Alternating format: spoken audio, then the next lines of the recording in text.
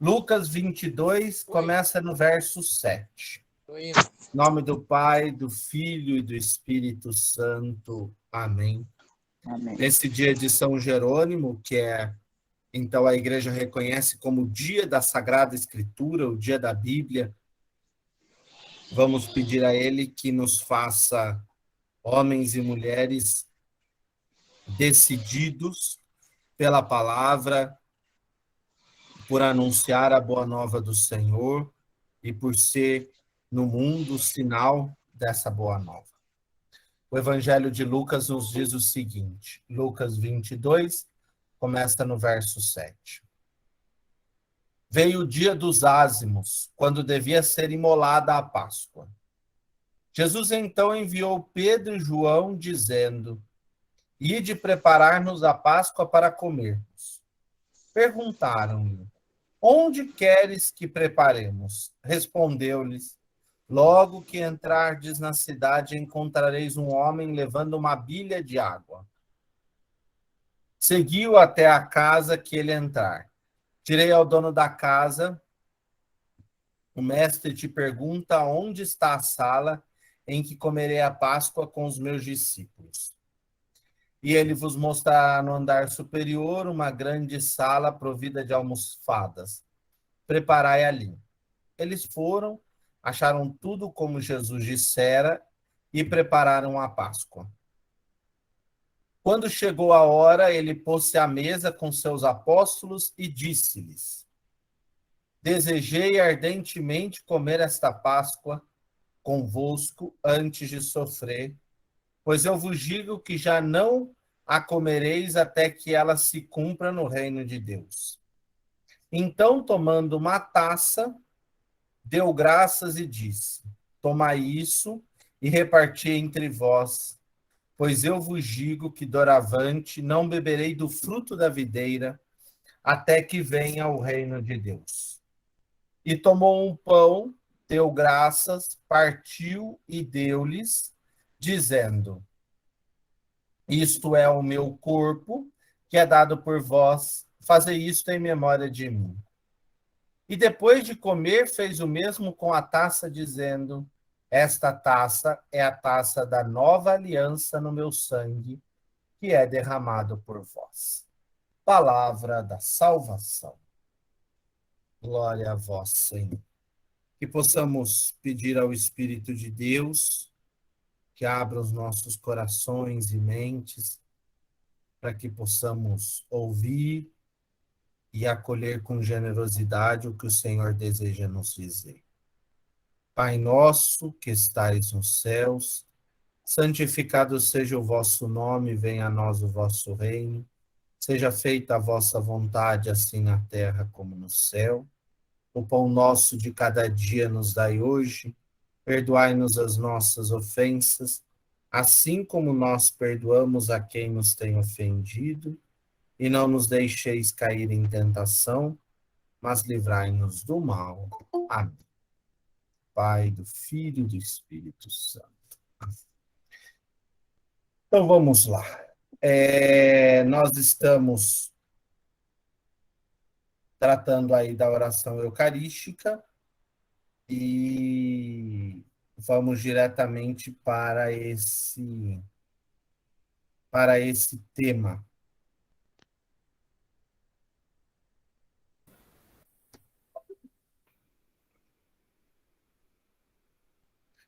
Eu acredito que vocês já estão vendo, né? Sim. Então, a imagem que já foi... Eu sei que eu já tinha começado aqui, mas só vou passar essa parte inicial um pouco rápido e a gente já vai, né? A imagem aqui é uma imagem colorida artificialmente, mas é uma imagem do Padre Pio rezando lá em San Giovanni Rotondo.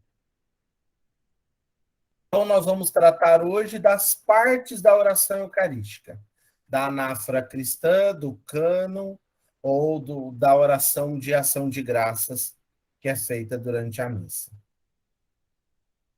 Então, como eu já tratei, desde a época de Hipólito de Roma, ou seja, no século IV, do século III, melhor dizendo, já existe esse diálogo introdutório da oração. O Senhor esteja convosco e com teu espírito. Elevai os vossos corações, já o temos no Senhor. Demos graças ao Senhor, é digno e justo.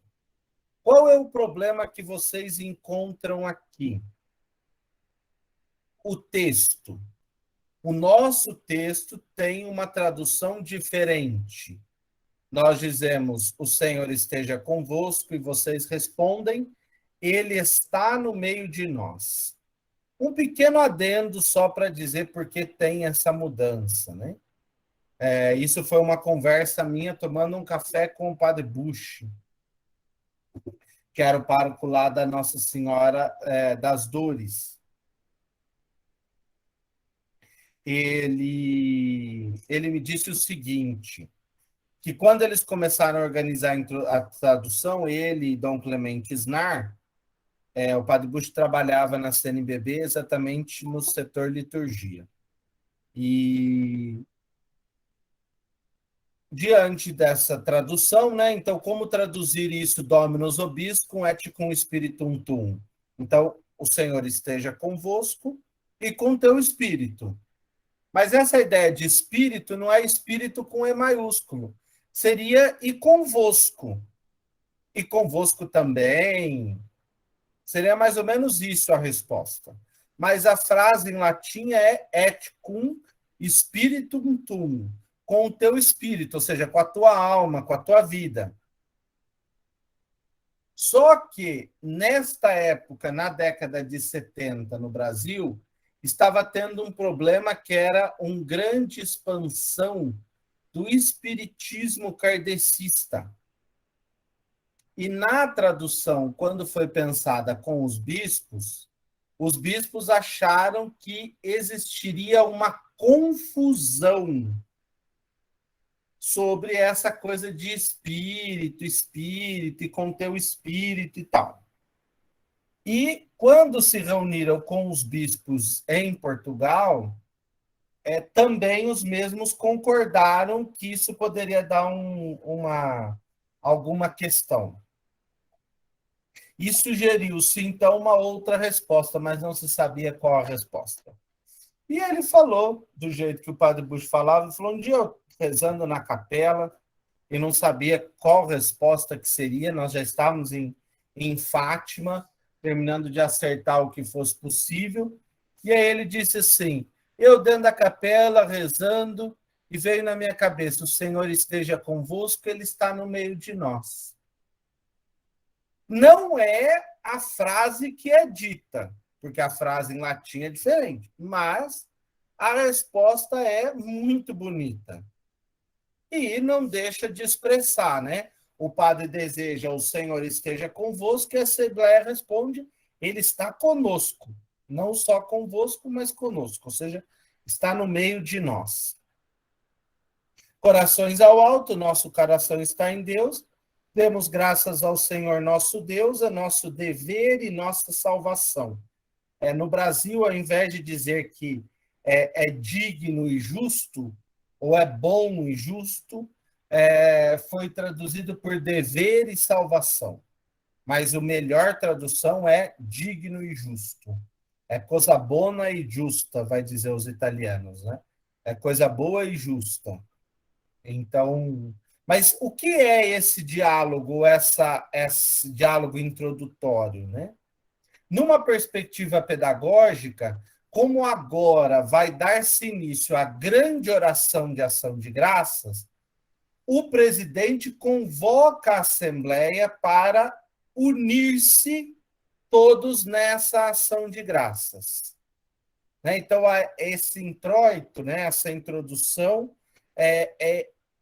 essa consciência de toda a Assembleia como uma Assembleia que reza junto, não reza separado e não assiste. Assistir não é rezar junto.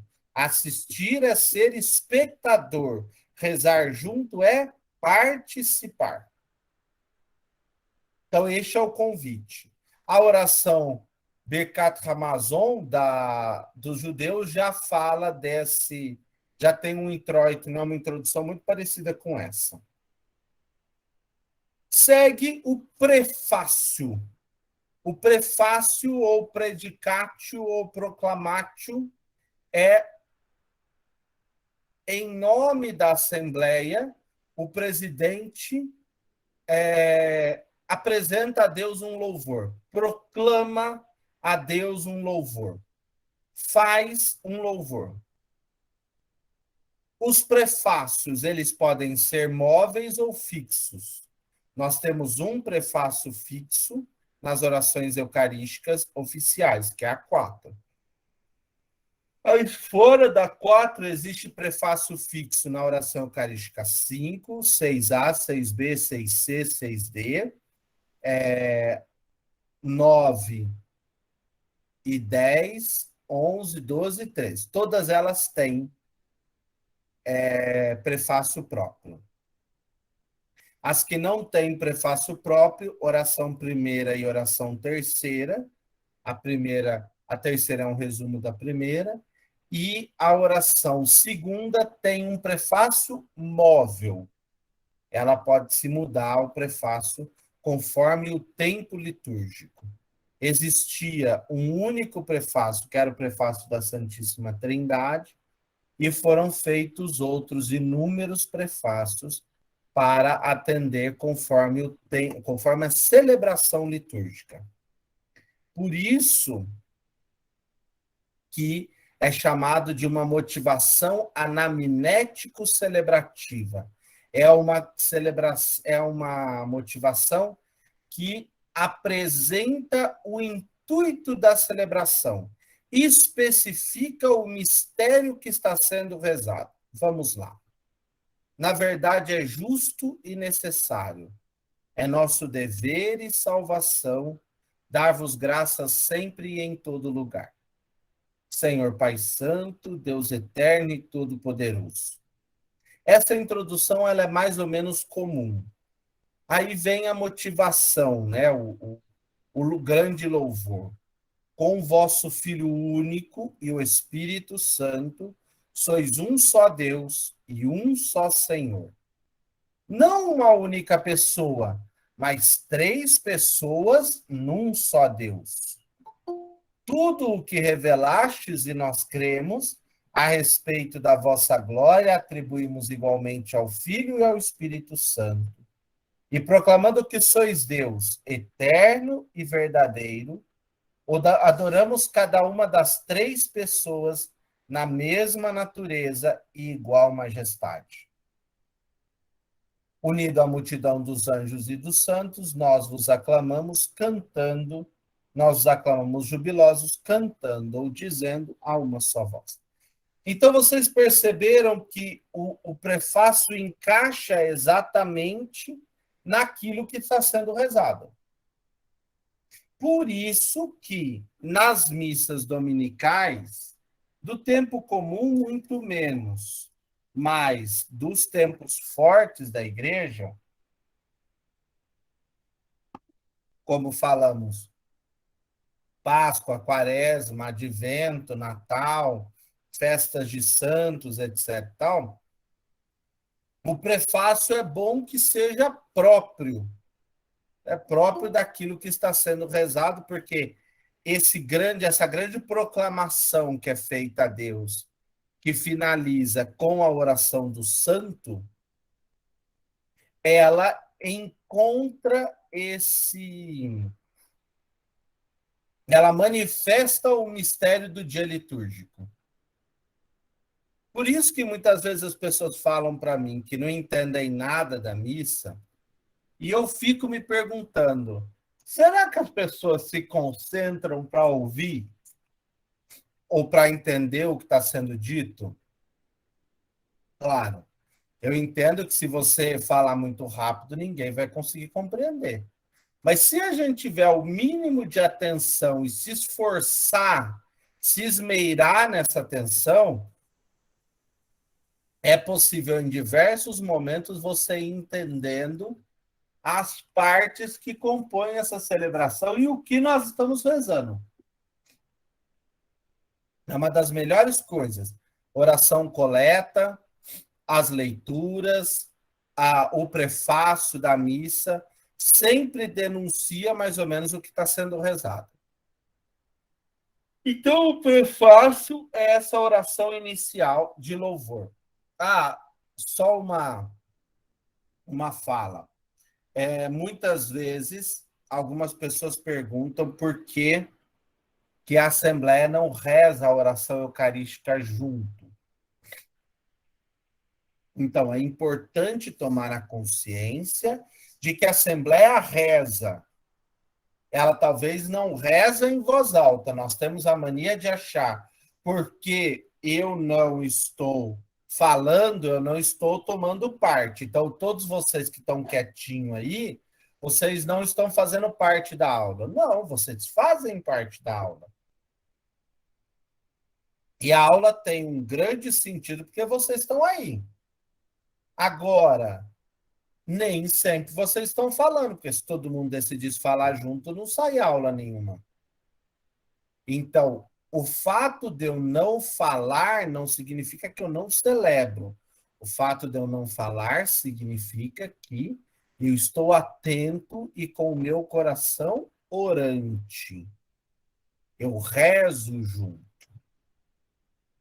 Olha, se eu quero saber o mistério da Trindade, com vosso Filho único e o Espírito sois um só Deus e um só Senhor. Não uma única pessoa, mas três pessoas num só Deus. Tudo o que revelastes e nós cremos a respeito da vossa glória, atribuímos igualmente ao Filho e ao Espírito Santo.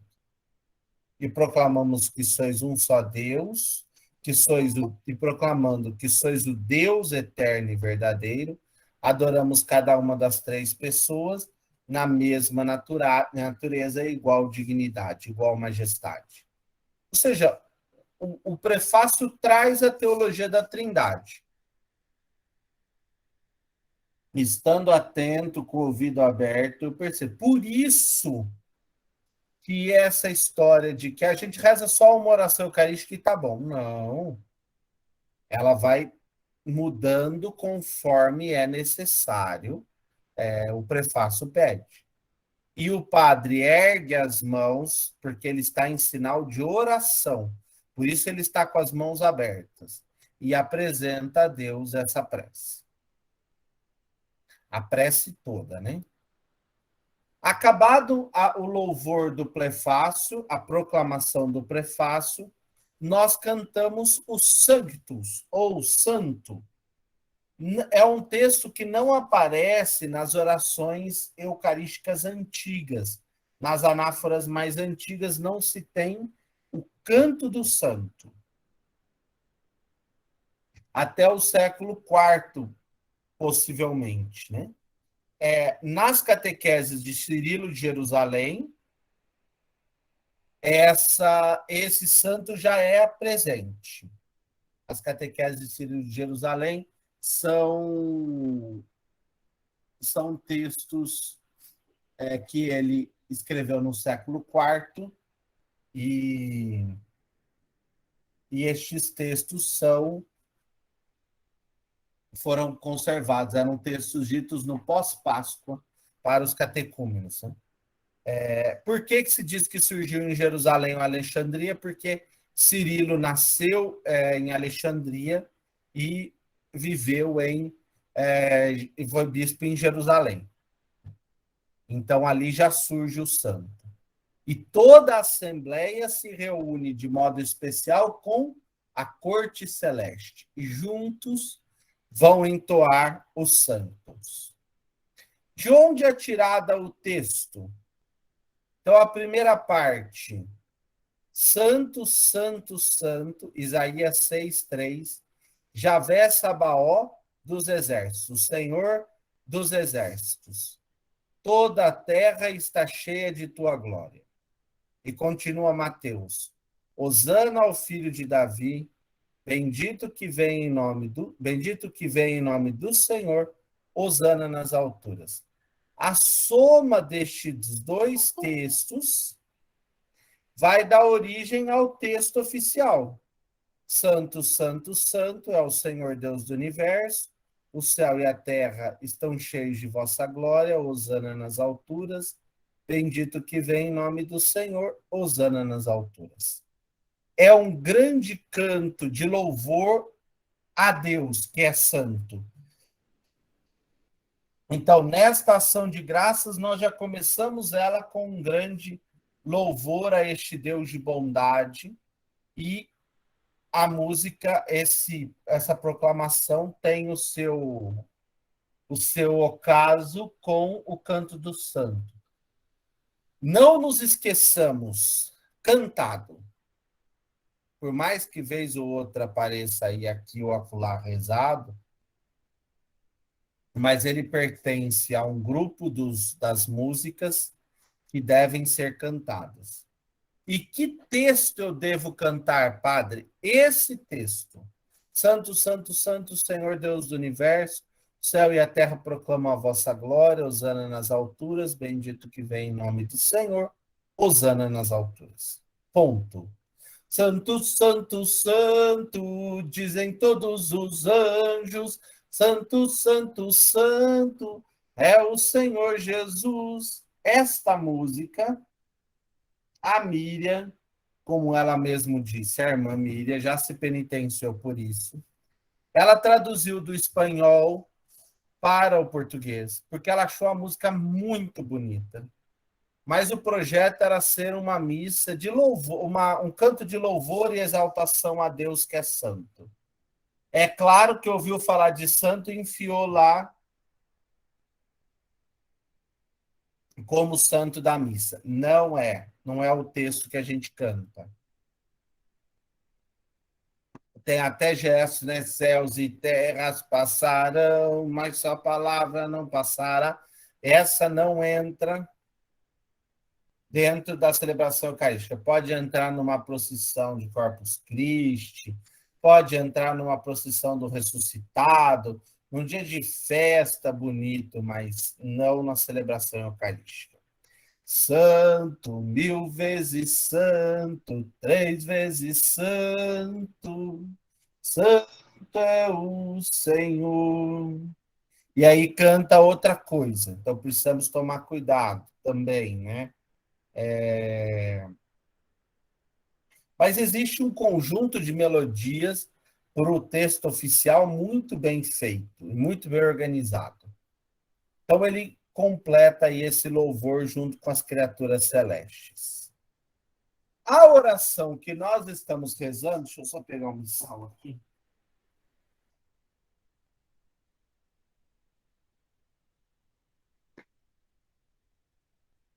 A oração eucarística quarta que nós estamos rezando, seguido o prefácio e o santo, ela traz um prosseguimento do louvor.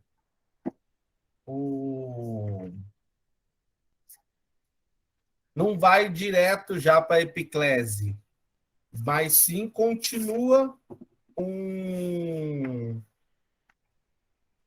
louvor, vamos assim dizer. Né? A oração eucarística terceira também, né? Na verdade, vós sois santo, a Deus do universo, e tudo que criastes proclama o vosso louvor. A oração eucarística quarta, como está aí à frente de vocês, né? Nós proclamamos a vossa grandeza, Pai Santo, a alegria, a sabedoria e o amor com que fizestes todas as coisas, criastes o homem e a mulher à vossa imagem, e lhes confiastes todo o universo, para que, servindo a vós, seu Criador, dominassem toda a criatura. E aí continua. O que é isso? Um louvor a este Deus que é santo. Todo esse texto é um grande texto de louvor. E ainda mais, oferecestes muitas vezes a aliança aos homens e às mulheres, e os instruístes pelos profetas, na esperança da ressurreição, na esperança da salvação. Então, pode ser que algumas orações tenham um espaço para um prolongamento dessas rezas. Deixa eu ver se alguma dessas orações tem isso. Tem, olha, na oração eucarística, sexta C. Na verdade, vós sois santo e digno de louvor, ó Deus, que amais os seres humanos e sempre os assistis no caminho da vida. Na verdade, é bendito o vosso Filho presente no meio de nós quando nos reunimos por seu amor. Como outrora aos discípulos, ele nos revela as Escrituras e parte o pão para nós. Então, esse louvor continua, né? Ele prossegue como um grande louvor a Deus. Verdadeiro homem. Então, a oração eucarística tem um prosseguimento de louvor muito grande, né? Aí nós chegamos naquilo que é chamado de epiclese. A palavra é feia, mas o sentido é fundamental. O que faz a epiclese? A epiclese, epicaelo, invoca, chama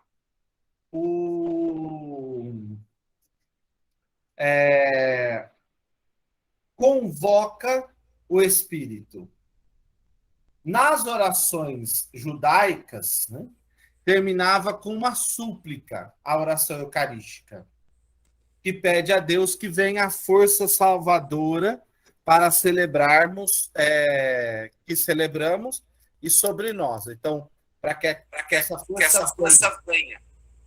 Ô, Bruna, ficou muito ruim essa visão agora? Oi, padre? Ficou muito ruim a imagem agora, em pé? Não, tá legal. Tá aparecendo o padre ou não? Oi? Tá aparecendo o meu rosto, tudo? Sim, tá normal, tá inteiro. Não cortou nenhum pedaço, então tá bom. Então, a epiclese é essa invocação. Invocar, chamar. E onde que está a epiclese? A epiclese pode ser a epiclese sobre os dons ou a epiclese de comunhão. Essa é a hora que a Joyce me perguntou um dia que hora que nós devemos ajoelhar. Acho que foi a primeiro encontro que nós tivemos, né?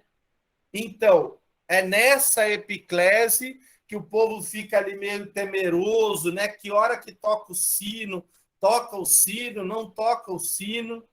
Para uma regra fixa, eu gosto de dizer assim, sempre que o padre estende a mão, toca o sino. Não espera ele fazer o sinal da cruz. Por quê? Na oração eucarística primeira, eu faço o sinal da cruz primeiro e estendo a mão lá na frente só. Então, as pessoas não precisam ajoelhar ainda, né? Aqueles que querem ajoelhar nesse momento, tem gente que já ajoelha logo no começo da oração eucarística. No final, eu vou dizer isso.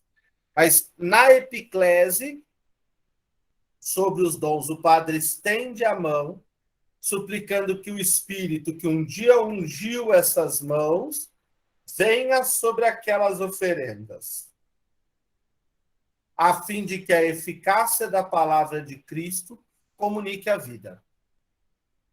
Vamos ouvir, acho que eu separei 3. A oração eucarística primeira. Dignai-vos aceitar e santificar estas oferendas, a fim de que se tornem para nós o corpo e o sangue de Jesus Cristo, vosso Filho e Senhor nosso. Perceberam que há uma epiclese sem o Espírito? Nós invocamos a santificação e nem por isso pedimos o Espírito. Mas isso não quer dizer que o Espírito não vai aparecer, né? Oração Eucarística quarta.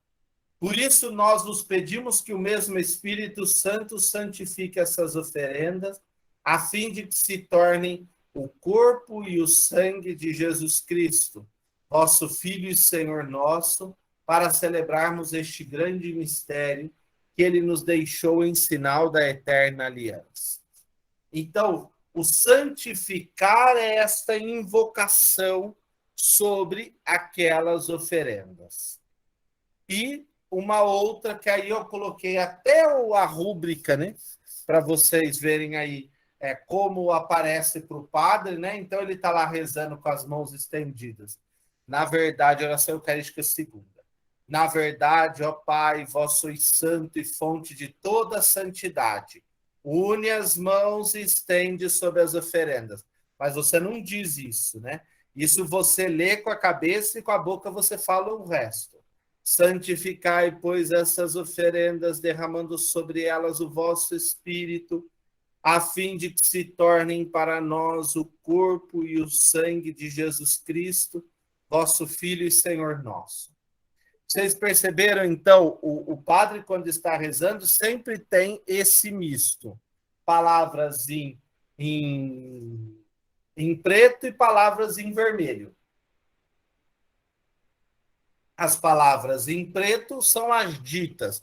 As palavras em vermelho são as instruções que vai se executando. É claro que, quando se é padre novo, se sofre um pouquinho até conseguir somar essas coisas. Mas depois vai aprendendo e pega o ritmo de ler os vermelhos e dizer os pretos. Certo? Então, a epiclese é essa invocação do Espírito que venha sobre aquele pão e aquele vinho.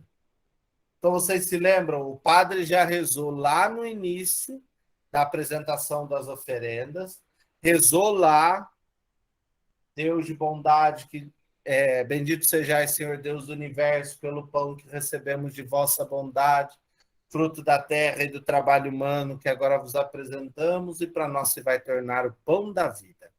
Bendito seja Deus para sempre. Aqui ele reza de novo, pedindo essa ação de Deus sobre aquelas espécies que ali estão. As espécies que vão se transformar no corpo e sangue de Cristo. Agora, dentro da oração eucarística, chega-se no seu centro. Qual é o centro? O relato da instituição. Então, agora vai se dizer as palavras que Jesus disse. E qual a importância de dizer as palavras que Jesus disse? Porque são estas palavras, segundo acredita a igreja, que consagram, transubstanciam, transformam aquele pão e aquele vinho em corpo e sangue de Cristo. Tudo que Deus Pai fez desde a criação se condensa na Páscoa de Cristo, na sua morte e ressurreição e ainda antes no gesto simbólico de sua entrega, o relato da última ceia. O relato tem uma introdução que liga com o louvor, 2 ritos do pão e do vinho, com palavras livres, e aqui nós vamos ver os relatos. Não vai dar para a gente ler todos, mas só uma breve comentário sobre os relatos escriturísticos da última ceia. Então, é importante que saibamos que o único que narra o lava-pés e não narra a instituição da Eucaristia é João. João usa 3 textos. O discurso do pão da vida, que ouvimos agora esses dias que passaram, o texto do lava-pés, que é a última ceia, e o simbolismo da videira, aquele que permanece em mim e eu permaneço nele, esse dá muito fruto. Também não nos esqueçamos que em João, Jesus participou de 3 Páscoas. Por isso que se diz que a vida pública de Jesus foi de 3 anos. Em Mateus, Marcos e Lucas, Jesus participa de uma Páscoa. Então, ambos, os 4 relatos, no real se dividem em 2 relatos, né, que constituem o núcleo central daquilo que a igreja usa na oração eucarística. Então, isso foi coletado da Sagrada Escritura e transformado. Dos 4 relatos, nós temos 2 e 2. Mateus e Marcos, cujos relatos da instituição têm mais um caráter histórico, né, de dizer o que foi feito. Foi feito assim, assim, assim, assim, assim, assim, assim. Na véspera fizeram isso e pronto. Os relatos de Marcos e Mateus são os mais antigos e têm um valor teológico importante. Agora, os relatos de Lucas e de Paulo se tornarão, então, os relatos que vão ser usados nas liturgias. Por quê? Porque o caráter do texto paulino e lucano é um caráter etiológico, ou seja, é um caráter realmente o texto que eles compuseram é um texto que narra aquilo que se faz e como se faz. Etiologia litúrgica é ensinar a fazer. E Jesus ensinou os seus discípulos. Vamos lá no texto de Coríntio, aqui, a 4ª coluna. Pois eu recebi do Senhor o que vos transmiti. O Senhor, na noite em que era entregue, na quinta-feira, tomou o pão, tendo dado graças, eucaristesa, partiu e disse: isto é meu corpo dado por vós. Fazei isto em memória de mim. E do mesmo modo, a taça, depois de jantarem, dizendo: esta taça é a nova aliança no meu sangue. Fazei isso cada vez que Fazei isto cada vez que bebais em memória de mim. De fato, sempre que comeis este pão e bebeis dessa taça, anunciai a morte do Senhor até que ele venha. Vejam a diferença desse relato para o de Marcos, por exemplo. Estando eles a comer, tendo tomado o pão, tendo abençoado, partiu e lhe deu e disse: toma isso e comei, toma isso, é o meu corpo. E tendo tomado uma taça, tendo dado graças, lhes deu, e todos beberam dela, e disse-lhes: este é o meu sangue da aliança derramado por vós.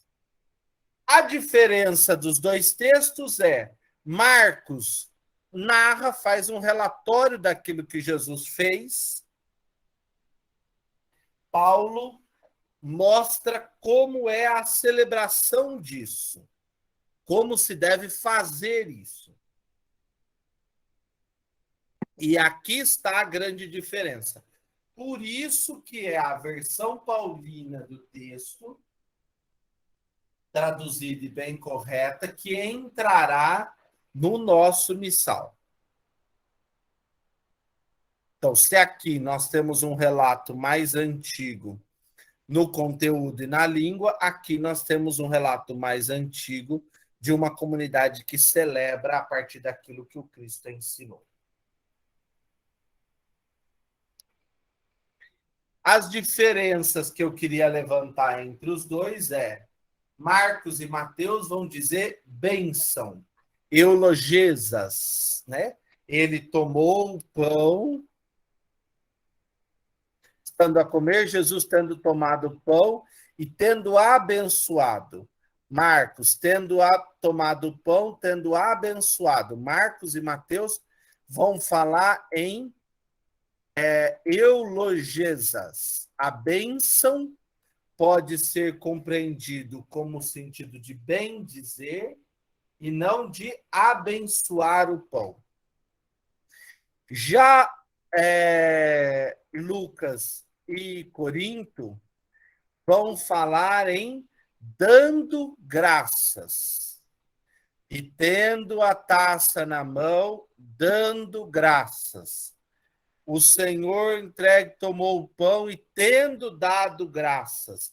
esse dar graças está diretamente ligado a eucaristesas, ou seja, a celebração é um momento de ação de graças. Ali é o momento da grande ação de graças.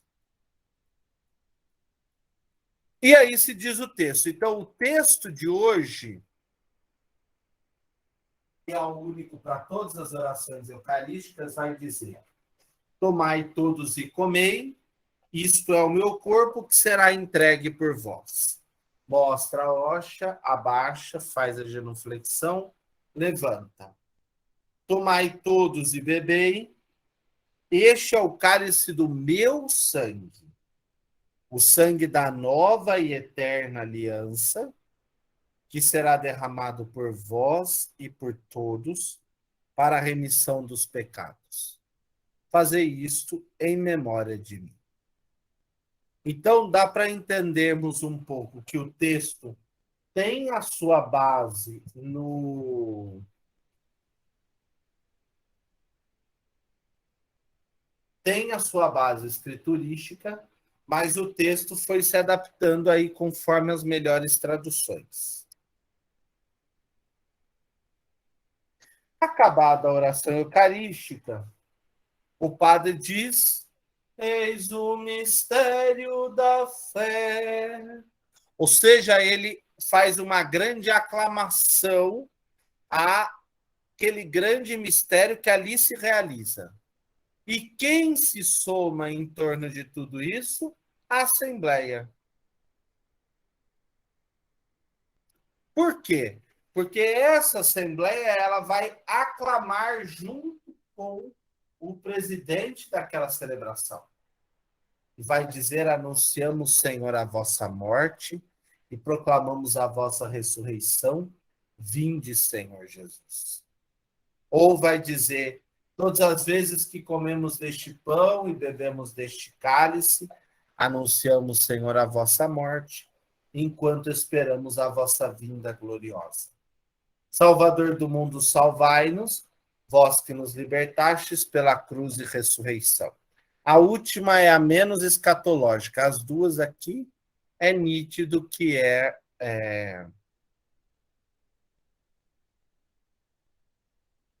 importante essa perspectiva da volta do Senhor.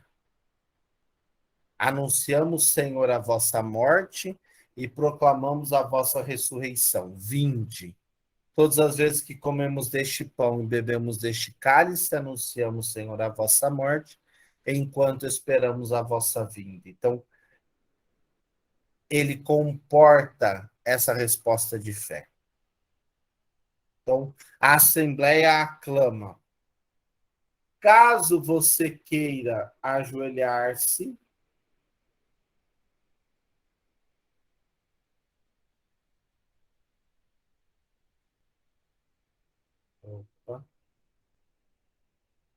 caso você queira ajoelhar-se,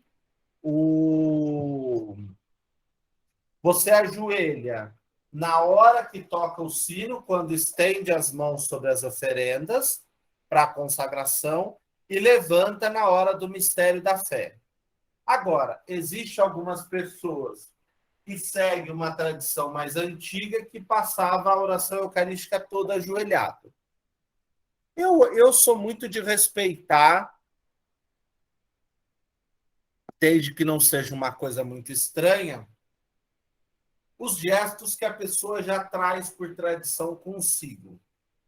Eles são importantes, eles são significativos, e aí eu acredito que vale a pena manter. Então, agora, não querendo, fique em pé. Quando o padre fizer a genuflexão, você faz uma inclinação de cabeça, uma vênia, para reverenciar o Cristo ali presente, né?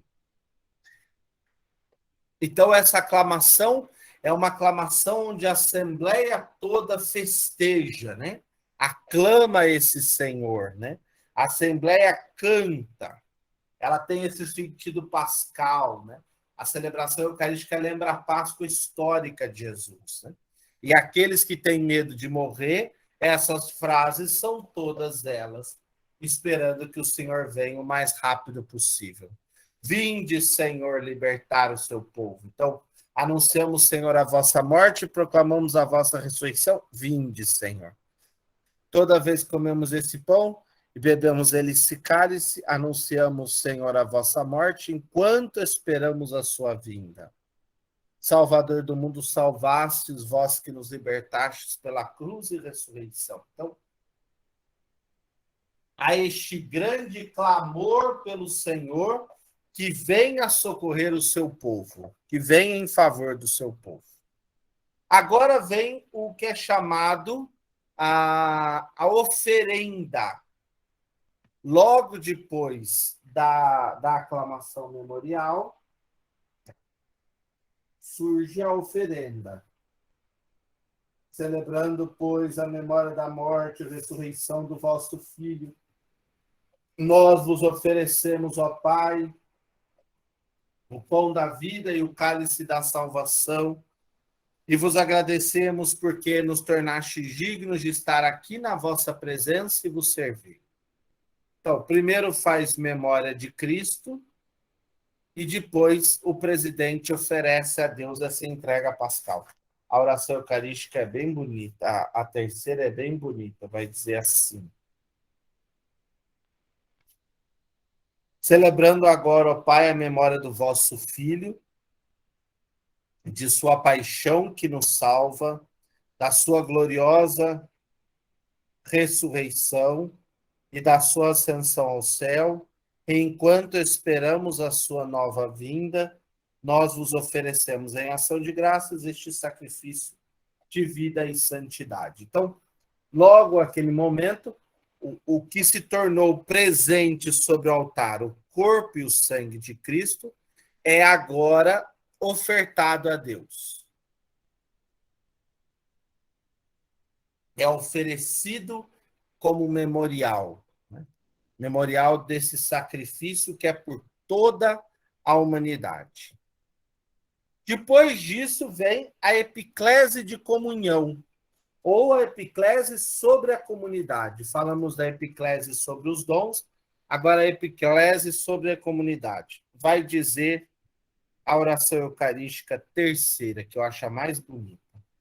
Olhai com bondade a oferenda da vossa igreja, reconhecei o sacrifício que nos reconcilia convosco e concedei que, alimentando-nos com o corpo e o sangue de vosso Filho, sejamos repletos do Espírito Santo e nos tornemos em Cristo um só corpo e um só Espírito. Eu gosto quando o texto diz que nos tornemos repletos do Espírito, ou seja, a gente vai à celebração para acolher essa graça do Espírito que habita em nós.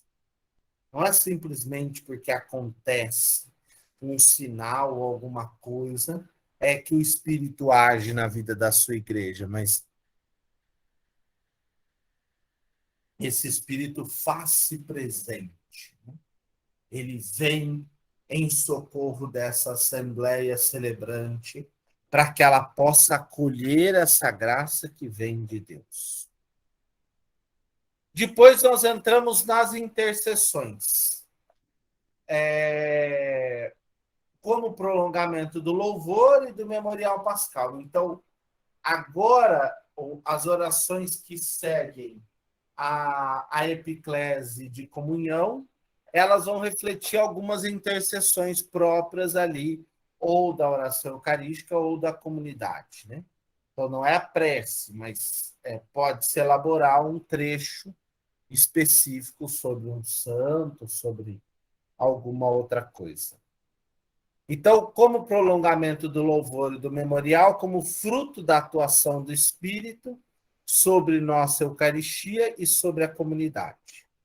E unido à intercessão de Cristo, pede pela Igreja sua maturação em corpo de Cristo, acentuando o tom de comunhão eclesial da Assembleia Celebrante.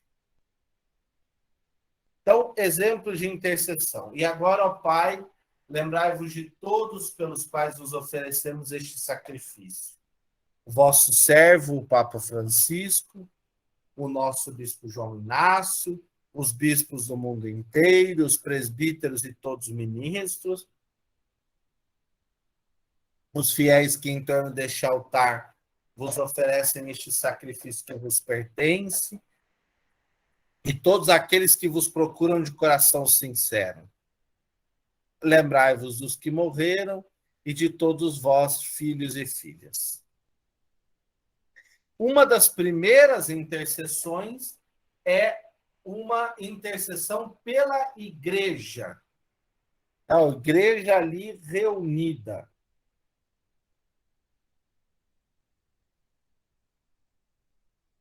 Essa igreja reunida, ela vai celebrar esse momento, né? Essa comunhão de toda a igreja, quer no particular, quer no universal, que celebra junto. Há uma comunhão de apostolicidade, de meio de integração. Além disso, se nomeia nesse momento da oração eucarística o Papa, o próprio bispo, sempre baseando na questão da unidade. Se eu não sei, eu posso trazer no meu coração pela igreja diocesana ou alguma coisa assim. E lembrando sempre, enquanto se reza, eu também posso rezar. Estamos rezando aí pela igreja e tal. Para que eu quero rezar? Talvez tenha um padre ou tenha alguma motivação que eu trago no meu coração. E eu quero apresentar essa motivação como algo que me transformou e que poderia ser para ajudar os outros também. Então, o Senhor olha por aquela pessoa que precisa, reza no seu coração, traz dentro de você, né, essa perspectiva. E é um texto muito bonito, né? Eu acho que esse da oração sobre a igreja vai dizer assim: e agora nós os suplicamos, ó Pai, que este sacrifício de reconciliação estenda a paz e a salvação ao mundo inteiro. Confirmai na fé e na caridade a vossa igreja, enquanto caminha neste mundo, o vosso servo Papa Francisco, o nosso bispo João Inácio e tal. Então, a Assembleia se reúne para celebrar aquele momento. Ali se concentra a unidade da igreja para mostrar essa questão. Outra intercessão muito importante, presente na oração eucarística, são as orações pelos mortos. Ela é muito fértil, mas é muito difícil de rezar, porque nem as poucas liturgias diárias que tem na paróquia conseguem abarcar a quantidade de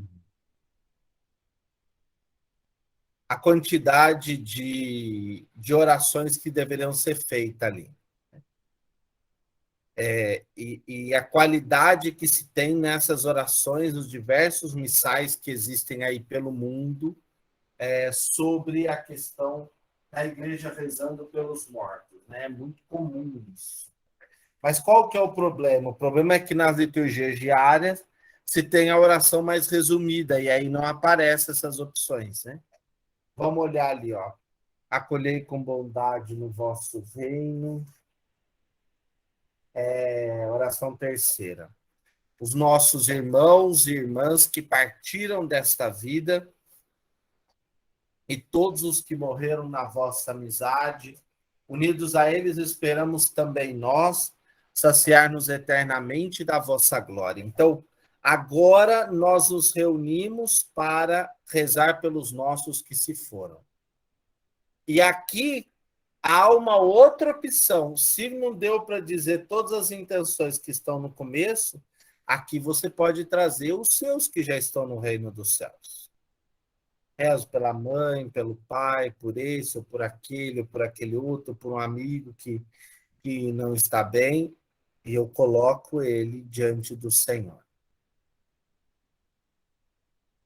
Além desse texto, existem outros textos, que são textos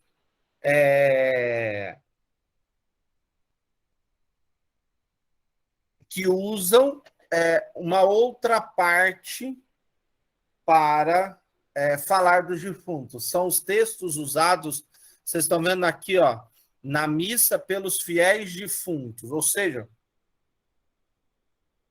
numa missa específica, você pode usar esse texto que é belíssimo. O único problema é que ele quase nunca aparece na liturgia diária. Então ele vai dizer assim: lembrai-vos do vosso filho ou da vossa filha, que chamastes hoje neste mundo a vossa presença. Concedei-lhe que, tendo participado da morte de Cristo pelo batismo, participe igualmente da sua ressurreição, no dia em que ele ressuscitar os mortos, tornando o nosso pobre corpo semelhante ao seu corpo glorioso. Acolhei com bondade no vosso reino os nossos irmãos e irmãs que partiram desta vida, e todos os que morreram na vossa amizade. Unidos a eles, esperamos também nós saciar-nos eternamente da vossa glória, quando enxugardes toda a lágrima dos nossos olhos, então, contemplando-vos como sois, seremos para sempre semelhante a vós e cantaremos sem cessar os vossos louvores. A beleza da liturgia dentro da oração eucarística aparece pela disposição, a beleza aparece no conjunto todo, né? Então, dentro da oração, aparece essa oração especialmente voltada para os fiéis defuntos. Então, ela pode ser feita menor, como foi apresentado antes, ou maior assim, né? Existe um outro modelo aqui, acho que é a oração eucarística segunda. Lembrai-vos, ó Pai, dos vossos filhos e filhas, pode-se dizer os nomes, que partiram desta vida marcados com o sinal da fé. A ele une as mãos. A eles e a todos os que adormeceram no Cristo, conceder a paz e a felicidade. Fecha, e aí vai dar o passo, né? Então, enquanto se reza, eu também posso rezar. Às vezes se reza um sétimo dia, um mês, um ano, meses ou ano. E eu? Quero rezar por quem? Quero rezar por João, para Maria, pela tia tal, por esse, por aquele. Eu apresento a Deus essas pessoas no meu coração. Porque eu estou rezando junto com o padre, ele não está rezando sozinho. Depois da intercessão, opa,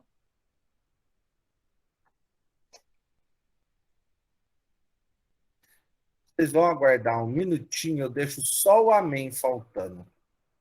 Depois da intercessão, então fizemos a intercessão pela igreja, a intercessão pelos mortos, agora a intercessão pela comunhão dos santos.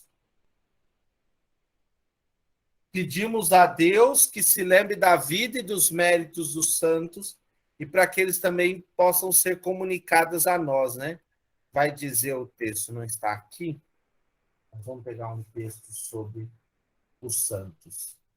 Que ele faça de nós uma oferenda perfeita para alcançarmos a vida eterna com os vossos santos, a Virgem Maria, Mãe de Deus, os vossos apóstolos e mártires e todos os santos que não cessam de interceder por nós na vossa presença. Então, nós estamos nesta comunhão e nessa comunhão nós celebramos.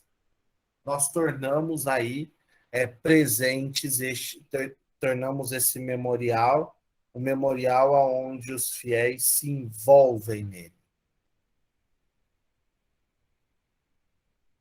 Os santos são estes amigos do Senhor. Pertencemos a estes que são aqueles que acolheram do Senhor a sua graça. né? E nesse momento é essa comunhão que se forma de toda a igreja. E também essa oração comporta, às vezes, uma oração em vista do final do reino. Deixa eu ver se está aqui.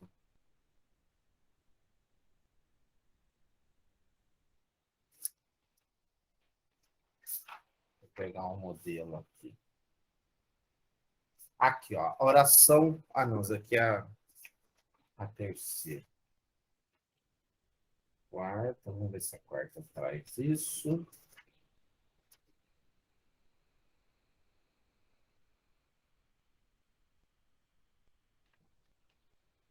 Ah, essa daqui traz o Pignus Futuro e Glória, ou seja, a Eucaristia é o penhor da glória futura. Ouçam o que nos diz a oração eucarística quarta. E a todos nós, vossos filhos e filhas, concedei, ó Pai, com bondade, que com a Virgem Maria, Mãe de Deus, com os apóstolos e todos os santos, possamos alcançar a herança eterna no vosso reino, onde com todas as criaturas libertas da corrupção do pecado e da morte, vos glorificaremos por Cristo nosso Senhor. Ou seja, possamos alcançar a herança eterna no vosso reino. Então, a celebração eucarística marca essa confiança que nós temos de que este Senhor é que vai nos oferecer novos céus e novas terras. Eu prometo iniciar o próximo com a doxologia final, para a gente falar um pouquinho do Amém, que vai ficar um pouquinho mais longo. E eu vou me encerrando por aqui, porque já falamos muito.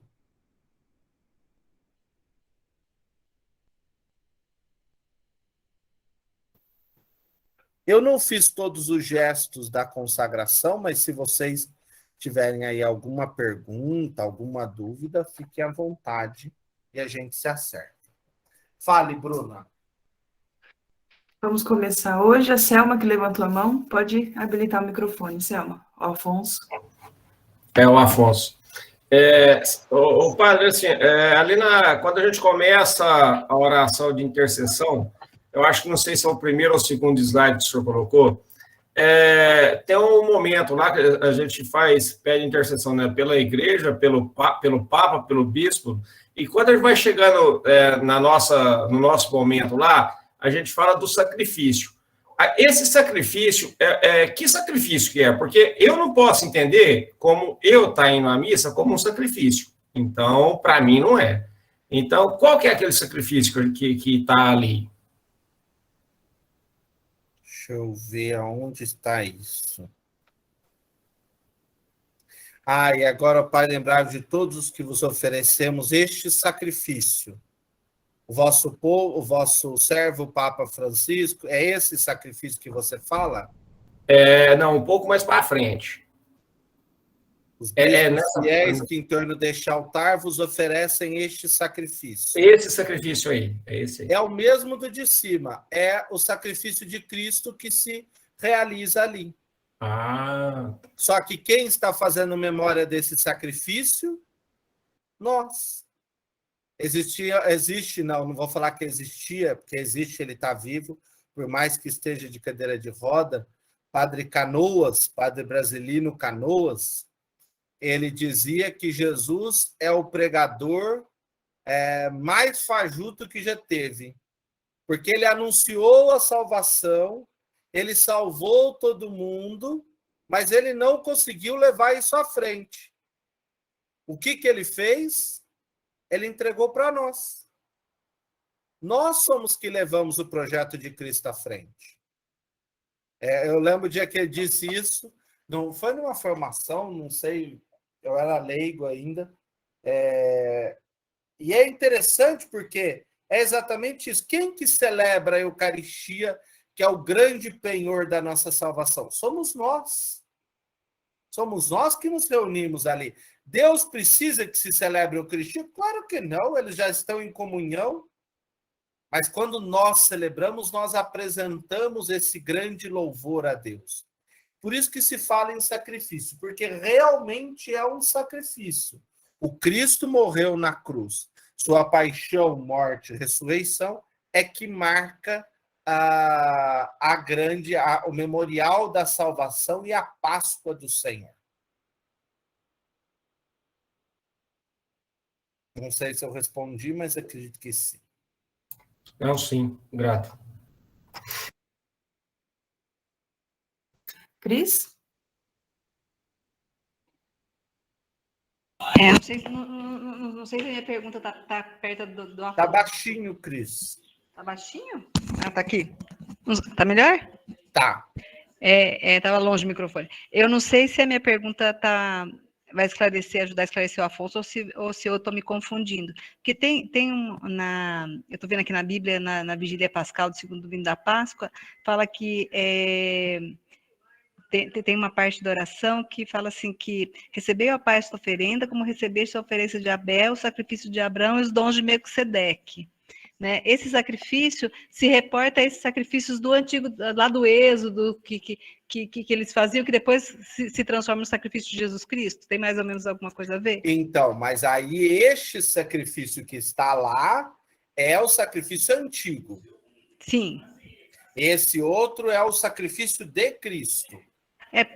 Porque daí o sacrifício que existia no Antigo Testamento se transforma no sacrifício de Cristo, Isso, né? Exatamente. Eles então, prefiguram esse sacrifício, porque é um sacrifício da nova aliança, né? E esse sacrifício que a gente reza, que o Afonso perguntou, é esse?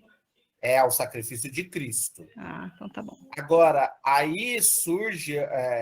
os medievais, eles não tinham muito o que fazer, porque ficavam trancados no mosteiro, e aí ficava discutindo se esse sacrifício é cruento ou incruento.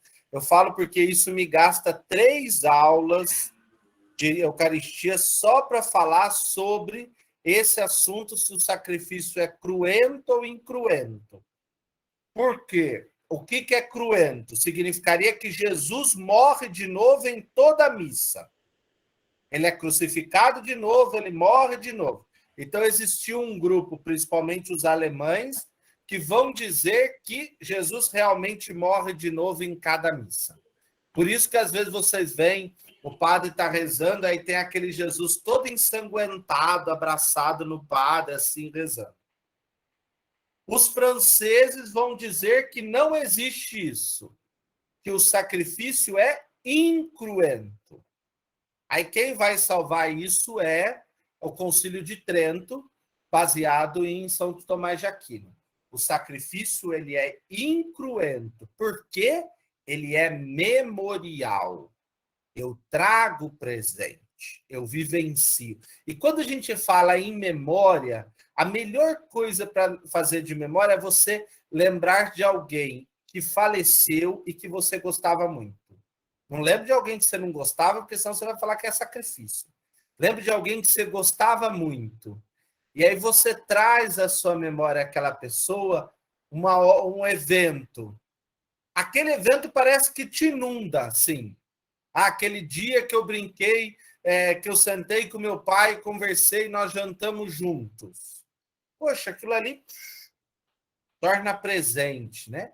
Aquele dia que eu me encontrei com meu amigo, nós fomos, conversamos, falando sobre a vida e tal. Passou alguns dias, ele faleceu. Então, quando eu faço memória dele, vem na minha cabeça este evento. Isso é memória. Quando a gente faz a memória do Cristo, nós trazemos essa viva recordação que inunda a cada um de nós. Então, enquanto estamos lá celebrando a Eucaristia, a memória é a memória do Cristo que se doou por nós. Mas não existe morte novamente. A morte foi uma única e pronto. Não existe outra. Não existe outra possibilidade de morte. O Cristo morreu definitivamente por todos. Aí vocês podiam já perguntar para somar. Padre, e quando Paulo diz que nós completamos na nossa carne o que falta ao sacrifício de Cristo? Paulo tinha uma hora que, hoje acho que o padre está afiado, devia ficar quieto, né? Porque quando ele fala isso, ele complica a gente.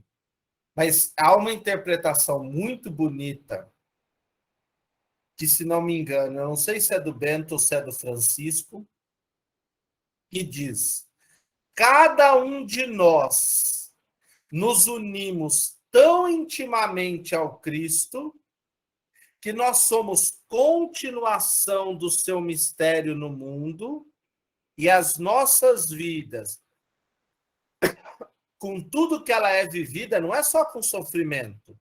Tudo aquilo que a gente vive continua este mistério de Cristo no mundo. Traz presente esse mistério de Cristo no mundo. Eu fui visitar uma pessoa muito querida esses dias, aqui da paróquia. E rezei lá com eles e tudo. E eu voltei para casa pensando isso, né? O sofrimento de fé daquela família, porque é uma família de fé, mas que sofre bastante por um doente, ele é um sofrimento que testemunha o Cristo. Quando eu entrei naquela casa, com toda aquela dor e aquele sofrimento da doença, é uma família de fé. Então, eles sofrem, mas o sofrimento deles também é transformado em testemunho. Não sei se eu me faço, se é muito difícil de entender isso, mas o fato de estarmos unidos ao Senhor, quer vivamos alegrias ou tristezas, sofrimentos, esperanças, tudo isso também comunica o Cristo, e nós continuamos sendo sinal deste Cristo no mundo. Nós somos alter Cristo. Vocês gostam de dizer que os padres são o outro Cristo, né? Alter Cristo, como Cristo. Mas todo cristão que se une a Cristo continua, leva à frente. Completar, como diz São Paulo, é um negócio meio complicado. Mas eu acho que é o Papa Francisco que vai dizer isso. Nós levamos à frente tudo aquilo que Cristo viveu e comunicamos ao próximo. Ele vai dizer isso em Lampedusa, ele vai dizer isso nos migrantes da Síria, ele vai dizer isso quando ele vai aqui no Rio de Janeiro, naquela casa de recuperação, ele vai dizer isso quando ele vai na Fazenda da Esperança, né? Ele vai dizer, na Fazenda da Esperança, ele vai dizer isso. Aqui se completa, aqui se percebe, se sente a dor do Cristo se transformando em vida, né? Diante daqueles meninos todos que se recuperam do vício das drogas, da bebida, etc. e tal. Então, é uma experiência espiritual muito bonita. É diferente de ser pregado na cruz, tá? Não é aquela ideia dos filipinos doido que se prega na cruz lá para celebrar. Aquilo ali, José Saramago já escreve no Memorial do Convento sobre isso. Né, professora Maria Lúcia? Já escreve sobre as procissões e os homens que ficam se chicoteando na procissão com bolas de cera e pregos, e as mulheres que ficam nas sacadas observando aquele que mais sofre para escolher como marido. Mas completar o sacrifício é dar continuidade. Ou até uma imagem bonita, né? Configurar a nossa vida ao Cristo a tal ponto que sejamos tudo em Cristo. Ou seja, nos tornemos, ninguém mais vê a nós, vê o Cristo. Não sou mais eu que vivo, mas é Cristo que vive em mim. Isso também é muito bonito de Paulo. Paulo às vezes ajuda, sempre ajuda, mas às vezes ele chuta a gente, assim, e tem que fazer a gente ir longe na teologia. Fale, Maria Aparecida, vulgarmente chamada de Cidinha. Essa parte do sacrifício, muitas vezes, até eu mesmo antes, eu fui aprender isso quando eu dei crisma, antes de eu engravidar do Pedro. Eu terminei o curso de crisma grávida do Pedro há 19 anos atrás. Eu também pensava assim como Afonso, aquela hora que a gente responde: receba, ó Senhor, por tuas mãos este sacrifício, para a glória do seu nome, para nosso bem e de toda a Santa Igreja. Como se fosse o nosso sacrifício de estar ali, aquela 1 hora ali, é o nosso sacrifício, né? Então, muita gente pensa que a gente está fazendo um sacrifício de estar ali, né? Eu fui aprender isso quando eu fui dar crisma. Nunca nos esqueçamos, é ação de graças.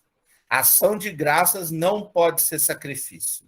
Se for sacrifício, é exercício de penitência. Eu vou propor na quaresma do ano que vem para a gente rezar 5 horas da manhã. Aí eu vou chamar de celebração da penitência. Isso sim, isso não é ação de graça. Por isso que eu não gosto nem de rezar a missa. A gente faz uma reza. Mas a Eucaristia sempre é ação de graças, é elevar a Deus. Por isso que eu acho bonito, né? O padre abre os braços, o Senhor esteja convosco. E a Assembleia responde, ele está no meio de nós. Aí ele eleva os braços ao alto, corações ao alto, o nosso coração está em Deus. Abaixa os braços, demos graças ao Senhor nosso Deus, é nosso dever e nossa salvação. Precisa fazer o gesto de vênia? Não. Por quê? Porque dar graças é aquela oração que nós vamos fazer. Acompanhar a oração eucarística atenta, né? Ouvindo, meditando, refletindo, é dar graças a Deus junto com o padre. Padre, surgiram as respostas. O senhor não falou das respostas. Vou falar que hoje dá um tempinho. Já passou, mas dá um tempinho. O que são as respostas? O Concílio Vaticano II sugeriu, tem um número, agora não vou lembrar o número direito, que se acrescentasse aclamações, súplicas, cantos, para que a Assembleia participasse melhor da celebração eucarística. Foram acrescidas as antífonas, os cantos e tal. Aí, estes mesmos padres e bispos que eu disse, que inventaram o Senhor esteja convosco, ele está no meio de nós, Dom Clemente Snar e o padre Bush, também cônego Bush, Monsenhor Bush, mas ele gostava de ser chamado padre Bush, e me disse isso antes de morrer, então eu chamo de padre Bush. O padre Bush disse o seguinte, nesse mesmo dia do café, que eles então decidiram que a oração eucarística podia ser intercalada, porque pensem, a oração eucarística é um conjunto único. Não foi assim que rezaram, Cris? Uma oração eucarística única, sem nenhuma resposta? O único povo que tem resposta somos nós, brasileiros. Porque estes padres, o padre Bush e Dom Clemente, inventaram essas respostas. Digo, em memória desse santo homem, que as respostas não são as melhores. Principalmente porque elas não nos ajudam a repeti-las, né? Elas ficam mudando muito, né? Uma hora fala uma coisa, outra hora fala outra. Aí você pega um padre igual o doido dessa paróquia que fica mudando a oração eucarística todo mês, ninguém decora nenhuma. Tanto que dizem que o novo missal, as respostas vão continuar, mas elas vão ser únicas. Então, as pessoas poderão gravar para que possa participar. Então, o intuito foi para aumentar a participação. Aí vocês podem me perguntar, então quer dizer que a oração eucarística é obrigatória? Se fosse... Outro dia o padre rezou lá na paróquia, na comunidade, Nossa Senhora das Graças no Bosque, e ninguém respondia a oração eucarística. Aí o padre tocou, sem a resposta, sem esse padre. Então quer dizer que não foi válido? Foi válido. A oração eucarística não precisa ter as respostas. Ela precisa ter a introdução, a aclamação memorial e depois a doxologia final, na qual a Assembleia participa. Mas durante a oração eucarística não é necessário as respostas. Pode acontecer que venha à comunidade de vocês, um desses que a gente chama, um padre que diga, olha, vamos fazer oração eucarística sem as respostas. Para nós que já estamos acostumados, é um pouco estranho, mas existe essa possibilidade. E conserva-se na igreja no Brasil as respostas. Então, pode-se fazer das duas formas. Quando se faz sem as respostas, ela vai sendo rezada num contínuo só. É um conjunto só.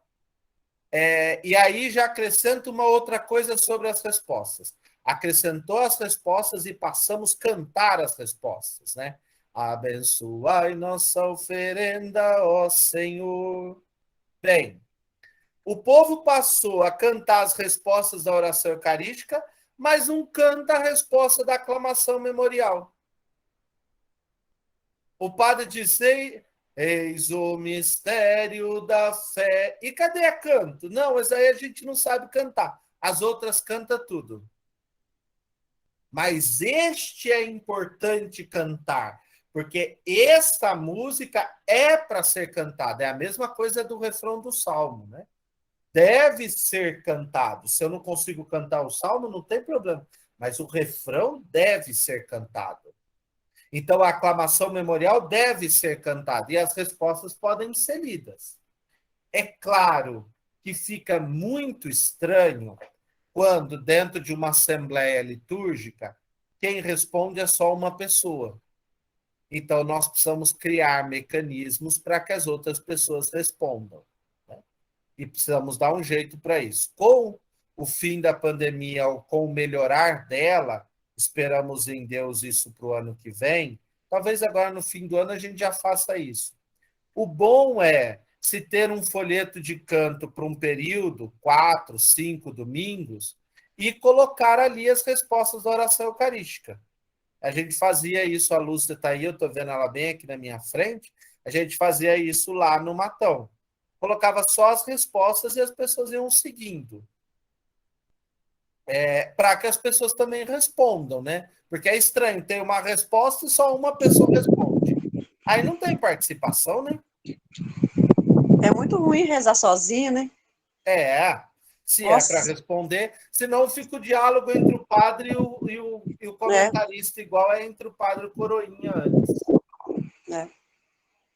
Os coroinhas, Cris, só para uma anedota da sua missa que você viu em latim, quando era a missa antiga, o padre tinha que treinar o coroinha, porque o padre não conseguia rezar uma missa em que tivesse povo dentro da igreja sozinho, ele precisava do coroinha respondendo.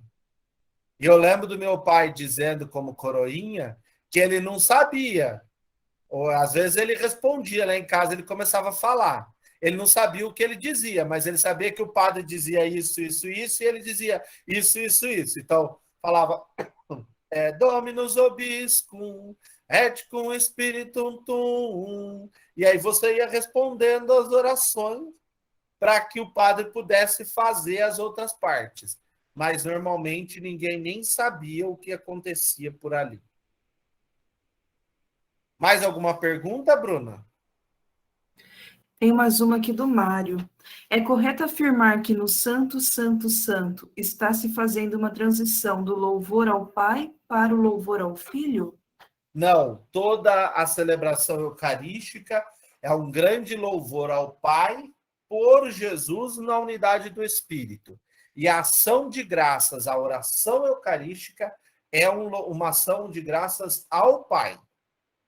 Por isso que se diz a Deus: Santo, Santo, Santo, Senhor Deus do Universo, o céu e a terra proclamam a vossa glória, hosana nas alturas, bendito que vem em nome do Senhor, hosana nas alturas. Então, essa aclamação ao Senhor. O louvor é que ali mistura uma coisa que a gente não sabe, é Deus, mas geralmente quando se fala a Deus é sempre ao Pai.